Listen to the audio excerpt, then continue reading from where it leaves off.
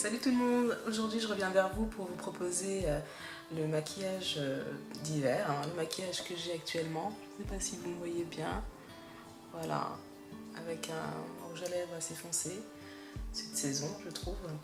Si ça vous intéresse, continuez de me regarder. Je commence par cacher les imperfections avec celui-ci, toujours avec la palette Anastasia Beverly Hills.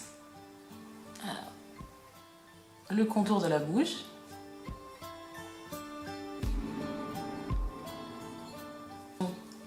Les boutons pour ma part, les petites taches, petites ou grosses d'ailleurs. Hop.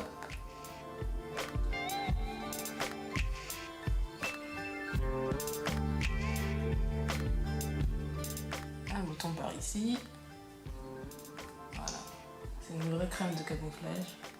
Elle s'applique super bien en plus. Vous voyez, j'ai une petite tache sur le nez. Elle va disparaître comme par magie. Les sillons du nez, qui soient moins visibles. J'applique après mon fond de teint, donc le même que d'habitude. Je prends le MAC Studio Fix Finish en teinte Annecy 50 avec le NARS, mon chouchou du moment. Pour l'instant, j'ai pas trouvé mieux. Franchement, ce fond de teint, c'est une vraie tuerie. Ah, perdu ma boucle d'oreille. Perdu mon toc. Hop, donc, toujours avec ma petite éponge. Comme vous le savez, ça c'est super pratique.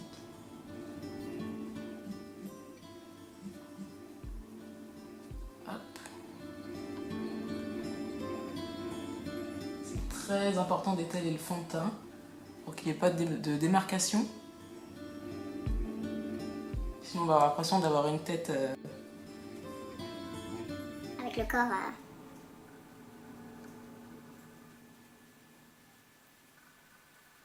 avec le corps de quelqu'un d'autre.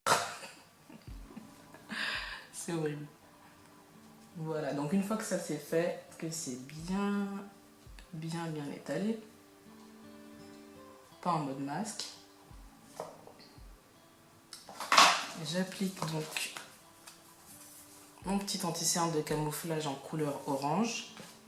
Ça paraît bizarre, je sais, mais pourtant, ça cache les cernes. Alors vous appliquez bien à l'endroit où les cernes doivent être cachées. Voilà, essayez de ne pas trop déborder. De toute façon, sachez que pratiquement tout est rattrapable en maquillage. C'est la magie du maquillage. Après, je vais étaler donc l'anti-cerne avec une éponge également. Pour que l'anti-cerne se fond à la peau. Une fois que ça c'est fait, vous faites... Enfin, je propose de faire, vous n'êtes pas obligé, mais moi j'aime bien faire un mini comme je l'appelle contouring. Pas trop marqué parce qu'après... vu que c'est un maquillage d'automne et que la couleur du rouge à lèvres est foncée, je trouve qu'il faut que ça reste léger au niveau du reste du visage. Il faut que le teint soit vraiment parfait. Vous voyez, c'est léger. Hop. Juste histoire de structurer le visage.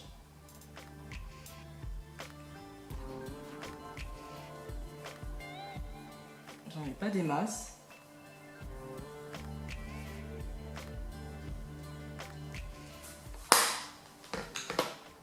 Pareil, je prends ma petite éponge et je fonds la matière dans ma peau. Voilà. Vous voyez, ça a presque disparu. C'est la magie du maquillage. Faites la même chose sur le front, le contour du front.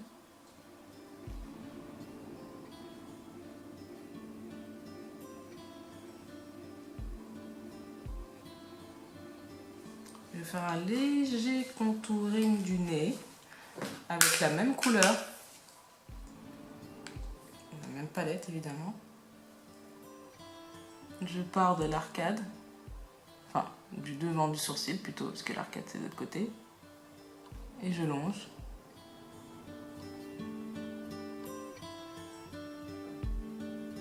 et je longe.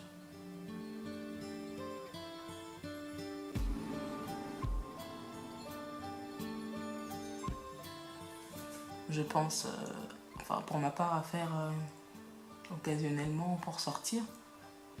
Parce qu'effectivement, c'est, vous pouvez pas passer, à moins d'avoir le temps le matin, mais ça peut vite rallonger le temps, ou raccourcir le temps de sommeil, hein, ce qui n'est pas possible pour moi. Alors on va éliminer donc le visage. Aujourd'hui j'ai choisi de prendre cette teinte là sur la palette Anastasia également. J'ai un peu abandonné mon NARS pour le moment.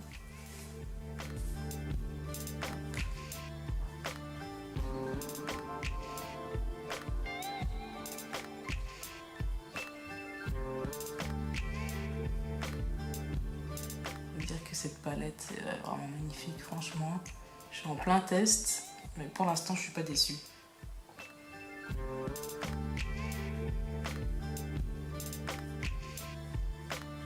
Ça a l'air bizarre comme ça, mais vous allez voir que le final est super joli.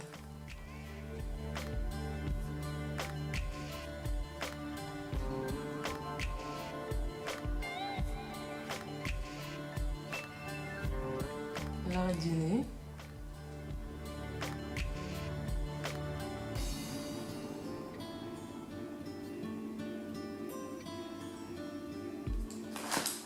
Je reprends toujours ma petite éponge pour fondre la matière.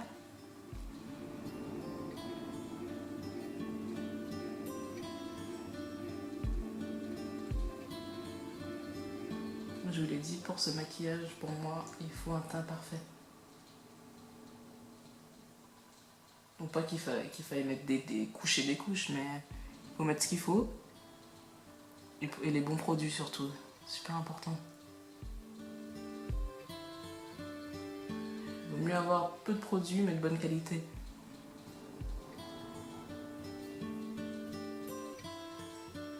Voilà, hop. Je fais disparaître la matière. J'enchaîne avec ma poudre Banana. Oups. Le bouchon, on va prendre la suite. Je trempe. Bonne dose, hein. Pas lésiner.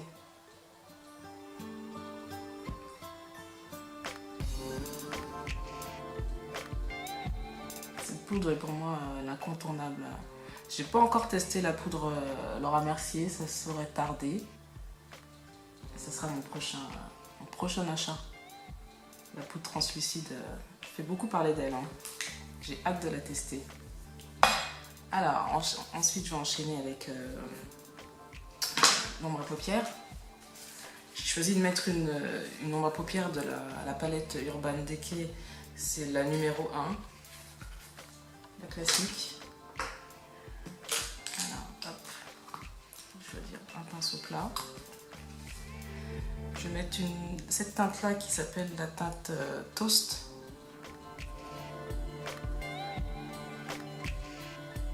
Sur toute la paupière mobile.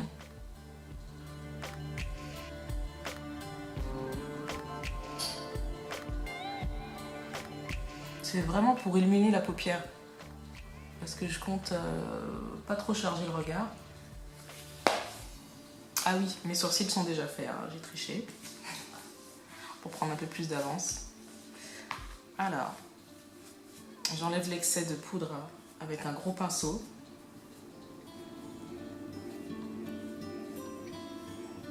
Pareil sur le nez.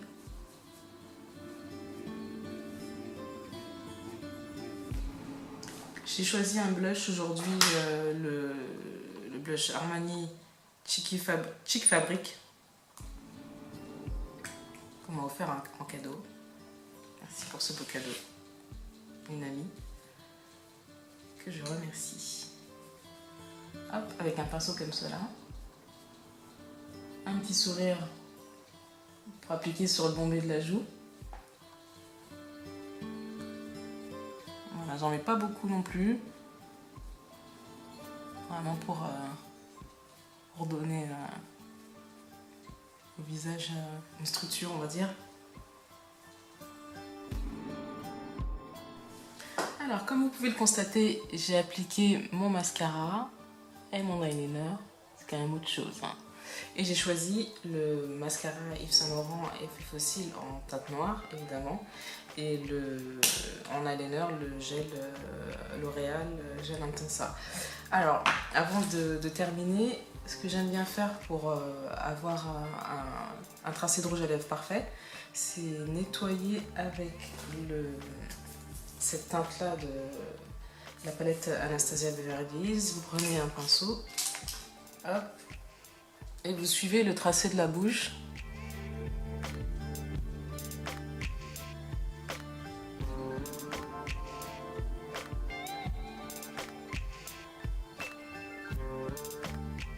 Pareil pour le haut.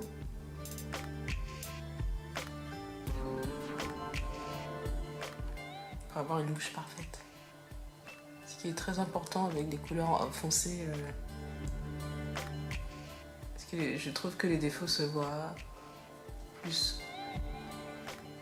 Voilà, vous fondez la matière dans la peau pour qu'il n'y ait pas de démarcation. Et voilà. Plus simple pour avoir une bouche parfaite. Alors pour finir, j'ai voulu changer pour aujourd'hui. J'ai pris en fixateur le Kiko Face Makeup. Je ne l'ai jamais testé, hein, j'ai peur. Je vous dirai si j'ai eu des boutons après.